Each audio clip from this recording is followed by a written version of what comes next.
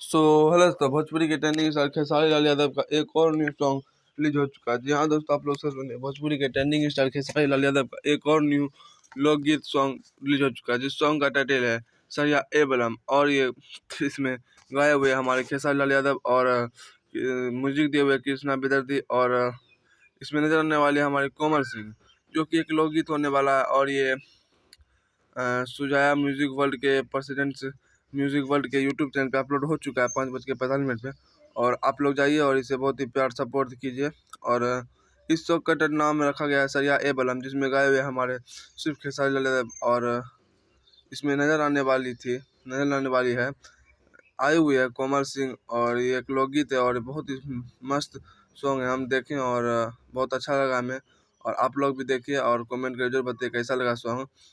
और फिर से मिलते हैं एक और नई वीडियो में, तब तक के लिए बाय।